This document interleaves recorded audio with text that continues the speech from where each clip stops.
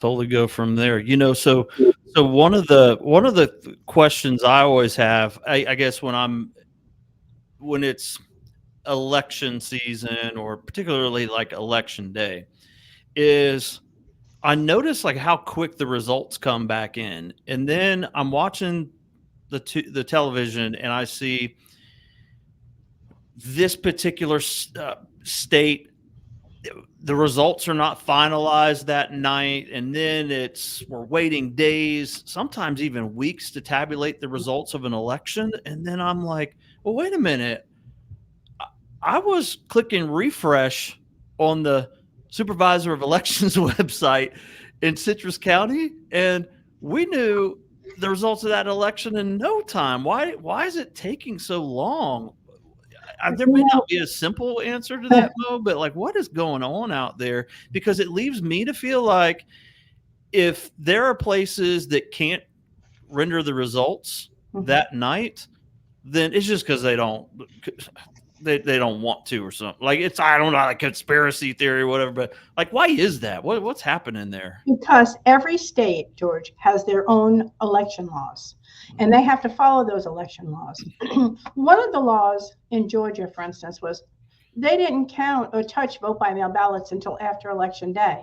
And that was their law, so they couldn't start that process, which is a process we start 30, 40 days before the election. And so by the time we get to election night, it's finished. Now, I think probably Florida is a forerunner in elections. We are the forerunners. People are following what we're doing. And I think since the 2020 elections, many laws have changed across the United States in election laws. But there's only certain things people can do, election officials can do, according to what their state statutes are. Like, I have to follow my state statutes. And so I think that's a big thing. I think that's part of what you're seeing. It's all the things I've worked out in the last 4 weeks before the election. They're just starting the day after. Gotcha. So for Florida, of course, we all remember the 2000 election, hanging chads and all the rest of it. I'm assuming that plenty of reform and changes came out of that. Oh, many right here from Florida. And we've just come leaps and bounds since then. Yeah. Well, I tell you, I just feel like whatever we're doing in Florida, I don't know why every other state wouldn't just replicate it. Because like I said, if I just go to votecitrus.gov, it just keeps updating all evening. And before you know it, listen, I'm knocking on the door at 50 years old, and I go to bed early these days. I'm not staying up too late. And you know what? Every time I've got the results before I go to bed. I don't know why everyone can't get that done. But anyway, all right, well, we got a lot to talk about. But welcome to all of you that are watching or listening to this via podcast platform. This would be our third season of our broadcast. I say it would be. It is, but we have changed the name of it. It was Live United Live. That was a little bit much. So we are rebranding our live broadcast, and we're going to upload these audio files to Apple Podcasts and Google Podcasts. And that rebranding you can see on your screen if you're looking at it right now is Voices United. And so we have today as our first guest on our new podcast, we have our supervisor of elections in Citrus County, Maureen Baird. And first of all, before I even get going into elections and whatnot, Mo, I've told you this before, but I just want to tell you publicly, thank you for supporting our United Way. Like, every month you faithfully support us, and we greatly, greatly appreciate it. So it's an honor. Thank you. Yes, thank you for doing that. And all right, so this has got to be like the most busy season for you. I think about Tabitha, who does our books and does taxes. You think about that first part of the year for her, where it's like, I don't even want to bother her. I don't want to talk to her because I know what her schedule has to look like. So for you to take time right now during this season is we greatly appreciate it. And so there's all kinds of ways to vote out there. There's all kinds of dates to be paying attention to right now, and where your precinct is, and early voting, and what does mail-in ballots look like. So can you just kind of give us the lay of the land at this point? Sure, sure. And you're right. This is my busiest moment in elections. All of the vote by mail ballots have gone out, and we're waiting for them to come back. We have over 13,000 back already. We've had our first canvassing 2 days ago, so about 12,500 of them are already have been ran through the tabulator. And of course, there's no results until after 7 p.m. election night. But that's how we get our results so quickly, is because we're working up to that moment. Early vote sites are open, and George, it's exciting. I have 5 early vote sites. I opened a new one in 2022 with the anticipation of the general election in 2024, because as we head towards that one, we're looking at an 80% turnout, I believe. Wow. So right now we have the 5 sites open. They're listed on my website. We have the Crystal River Elections Office. We have Beverly Hills Library. We have the Central Ridge Community Center. We have the Homosassa Library and the Inverness Government Center. And right now we're open from 9 a.m. to 6 p.m. all the way through this Saturday, August 17th at 6 p.m. So please get out there and go vote early. Make that choice so you're not standing in lines on election day. We're hoping to get a good 35% turnout. And right now I'm a little over 15%. I'm almost halfway there, and that's exciting. That's exciting. And of course, we have election day that will be on August the 20th. And remember, there's some important things for election day that you have to remember. You have to vote at your precinct on election day. Early votes close, and you have to go to your precinct that's listed on your voter information card. And precincts are open from 7 a.m. to 7 p.m. Voting on election day is your last opportunity to vote for this election. And we have a big ballot for the Republican, Democrat, and nonpartisan voters. Everybody has a pretty large ballot. And the reason for that, this election, George, is we have 5 universal races on that ballot. And so everybody gets to vote. And what is a universal primary contest? That means that all the candidates were of one party affiliation. And about 12 years ago, the legislators decided if the election was going to be decided in a contest, in a primary, then everybody gets to vote on it. So we have 5 very important races that you will choose the leaders for your county for the next 4 years in that primary election. And right now, I've only got 15% of those voters voting. So you need to get out and vote if you want to have a say in that election. Yeah. And so how about if someone doesn't know what their precinct is, they can't figure out where they put their voter ID card, maybe got tossed along in the garbage with some other mail or something. How do they figure that out? They can do several things. They can call our office, 352-564-7120. They can go to our website at votecitrus.gov. And on the left-hand side, if you go on down, it has a precinct finder on there. You can type in your address, and it'll tell you where your precinct is, because you must vote at that precinct on election day. You can stop by and ask us. You can call now to find out if you're going to wait till election day to vote. All right, awesome. And the other thing I was thinking about, the mail-in ballots. Mm-hmm. We don't want anyone to think that you can like bring your mail-in ballot, day of and just hand that off to some. It doesn't work that way, right? It doesn't. You can turn it in on election day, your mail-in ballot, but you must turn it into my office at the 1500 North Meadowcrest Boulevard. You cannot take it to a polling precinct and turn it in, because the law states that all vote by mail ballots must be in my office by 7 p.m. And the precincts and the workers do not get back until after 7:30, 8 o'clock that night. Gotcha. Yeah. So bring it to the office in Meadowcrest at the West Citrus Government Center. That's and that's right. where, yeah, by 7 p.m. Okay, good. And one of the big changes we had this year as we head into the general election, on December 31st of 2023, all the supervisors in the state of Florida were required to delete every vote by mail request on the system. So I deleted over 38,000 vote by mail requests that we had. And right now I'm setting a little over 23,000 vote by mail requests. In the 2022 general election, I voted over 26,000 vote by mail. So I'm hoping by the general election we can get that up to at least 30,000. Yeah. And it alleviates the lines of the polls. It gives people an opportunity to review their ballot. We have 6 amendments on the general election ballot. And so it gives people that opportunity to take time to choose their leaders and amendments. Okay, so we get through primary day, which is August 20th, and then we turn our attention toward the general election. And the general election is on November The 5th. the 5th. Okay. And so then you all ramp up, do the 5 early voting sites again for the general. It's like the process kind of starts over again. That's right. The whole process starts over. Right. Yeah. Yeah. One of the things, George, that people don't really know that that we do is I have more employees than any other constitutional officer.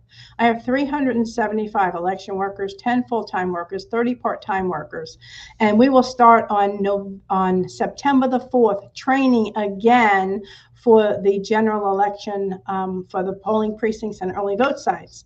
And what that brings is we will have over 120 training classes here at the elections office for our election worker staff that staff the polling places and the early vote sites.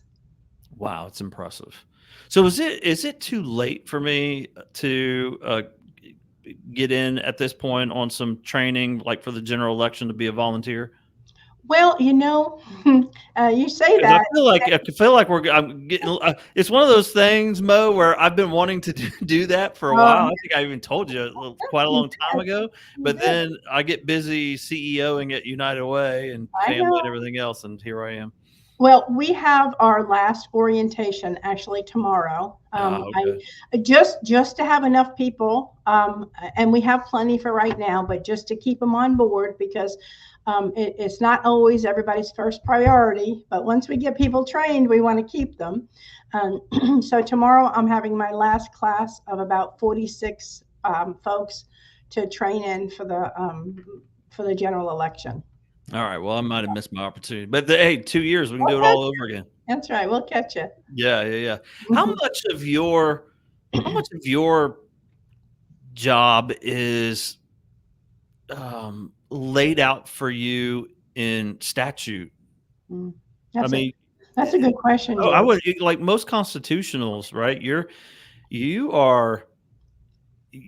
playing by, like, people can say what they want to about how they think you're running business, but it seems to me like the overwhelming majority of what you do is in statute, and you're just following statute. Everything we do is in Florida statutes. Everything we do, the early vote sites, the hours, the times, the everything. We have a little bit of leeway on like times or something like that, but everything we do, the voting equipment we use, everything, the way we hire election workers, how much training they must have, all those things, how your ballot is laid out, what the specs are on a ballot, how you place each race on a ballot. So your voter registration system and how you handle voter registration, your vote by mail and how you verify signatures and how everybody in the office must have signature verification training. Everything comes back to the Florida statutes. Yeah. So folks, if you're upset with Maureen about something, don't be upset with Maureen, be upset about the Florida statutes. I mean, that'd just be my standard sort of reply. If I'd never hear anybody griping about you, but if they did, I'd be like, hey, look, Florida statute.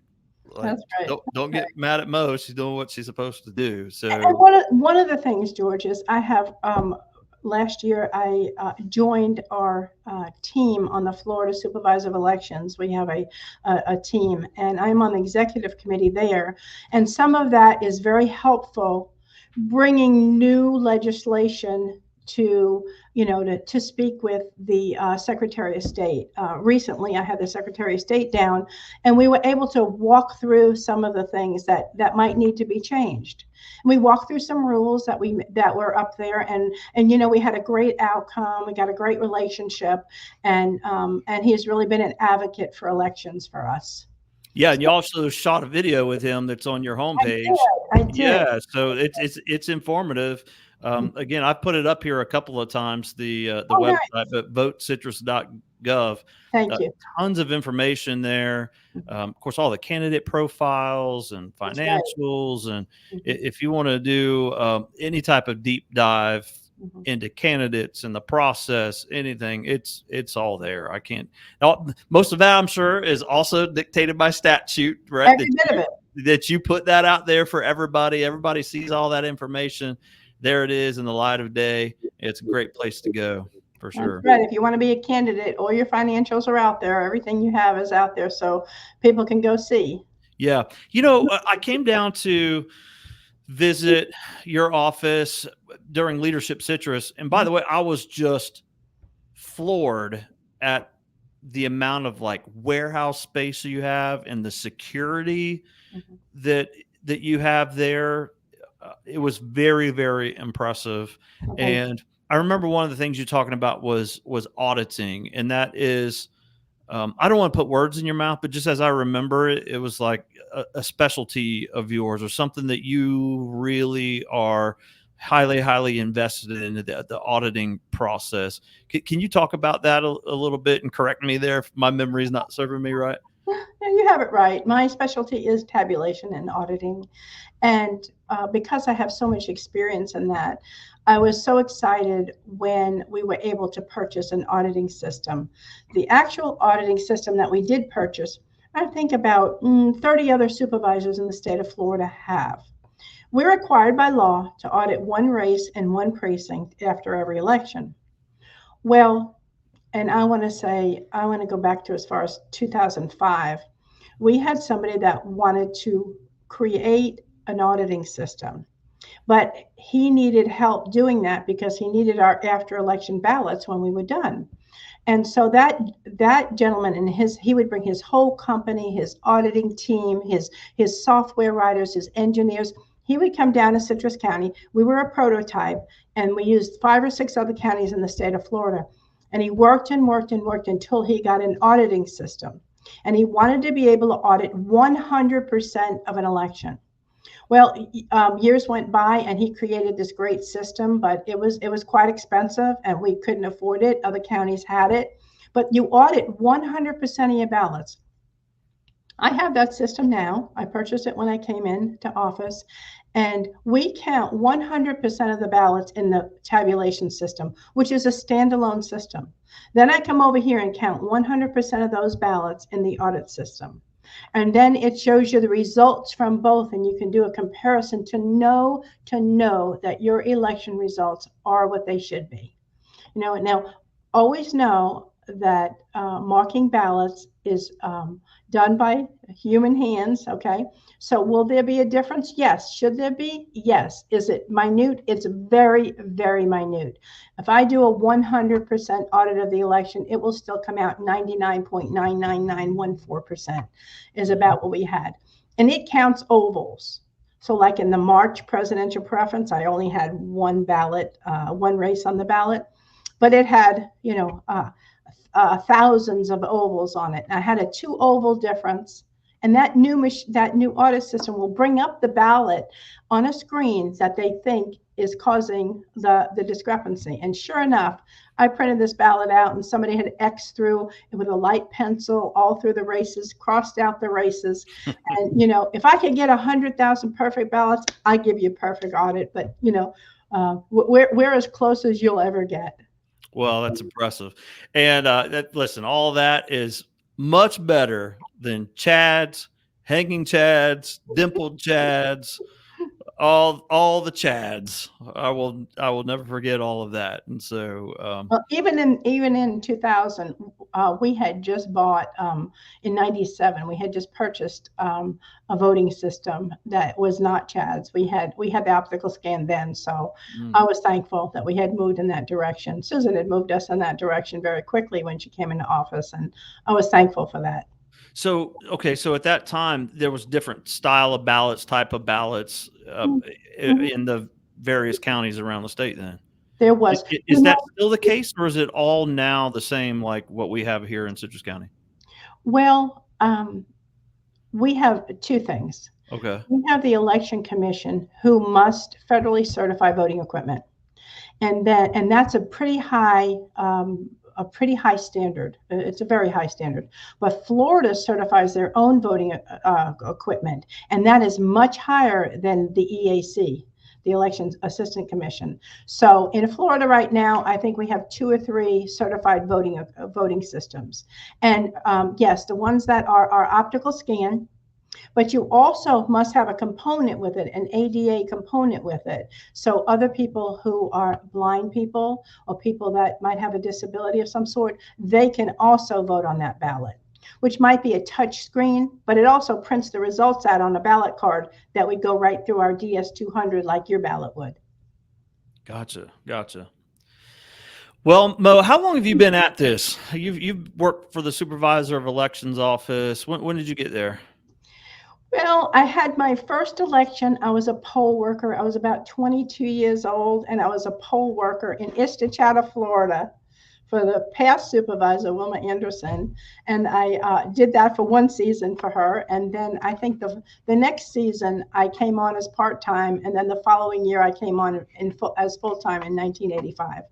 Wow. Well, you've been at it a while, and I am glad you are where you are and appreciate what you do for us. That's for sure. And your whole team. That's a lot of people. I learned something new today, that you have the largest team of any of the constitutionals. I didn't know that. That's interesting. But when I see all that it takes, there's so much coordination, and you've had polling sites that just couldn't do it anymore, and then you all have to go out and you got to find new polling sites, and there's just a lot that you all do that a lot of us just don't think about. We just show up for early voting like I did yesterday. Came over to your office to do that. Our team here, we all came over and voted. So simple, right? Just walk in there and show your ID, get your ballot, fill it in and put it in the scanner, and you're out. Oh, it's just so easy. But the amount of work and coordination on everybody's part to make that happen so easily for us as the citizens, I greatly appreciate it, for sure. And it's what we do here. And it's my again honor to provide voting for every citizen in Citrus County that wants to register and wants to vote. And that's what we're here to do. My whole team is. We are not a political entity. We are the process, and that is what we do.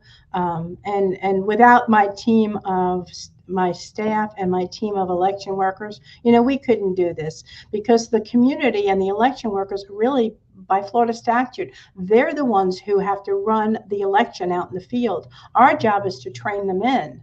And so it's just been an honor since I've been here, and I love my job. I love what I do, and I just want to be able to provide this service to every citizen that wants to vote. Yeah, well, it's so important, obviously. All right, so one last question I always like to ask of every guest on our broadcast. Always like to ask, as you look at Citrus County, what's something that you're excited about? And it doesn't have to be even elections related. It may be, it might be, even that Target opened their doors last night. I went in there. That's a nice store. It's really big too. It is huge and very, very nice. But as you look at Citrus County, what's something that you're excited about as you look at our future? The growth and how we're growing. Growing pains are everywhere, but yet we're doing it so well. And I'm so thankful to our community who is helping. We're getting all these roads put in, and and we're just growing. And it's just been I've been here since 1971, and so I've really seen Citrus County bloom. And so it's just a sweet time to see, the expressway, the Suncoast Parkway come in, and just different opportunities for people, and then the growth and all the new people coming in. I've enjoyed that whole process. Yeah. All right, folks, there you have it. Supervisor of Elections, Maureen Mo Baird. Thank you again for all that you do for us. And remember, everyone, Mo and I don't care who you vote for. We don't care how you vote, mail in, early, primary day. Just do it. That's right. Just do it. And do it well. Don't go down there and marking up that ballot and making a mess out of it so the tabulation machine can't figure out who you like or want. And by the way, if you get that thing all messed up, I bet you could probably take that ballot right over to that person that checked you in and I bet you they give you another one. They Ain't will. nothing wrong with starting over. No shame in that. Start over. Let's see how close we can get the tabulation and the audit 99.999. What we want it as perfect as possible. So, George, there's one thing I can say is to please read your ballot carefully. When it says vote for, mark the appropriate number of candidates. Be careful of that wording because it says vote for one. That's all you can vote for in that race. And that is probably something that it's very important for voters to know. Gotcha. All right. Never take these things for granted. You all do so much education out there, even when it's not when you're not in the throes of an election. I know you all are always out doing education and stuff. All right, we're already at 25 minutes. I can't go down that road, but you all do so much, and please give our regards to your whole team and give them our thanks. Thank you. All right, there you have it. Supervisor elections, Maureen Baird. Appreciate it. All right, thank you all for watching. Thank you for listening, and we'll be right back here again next week on our newly branded podcast, Voices United. Thank you.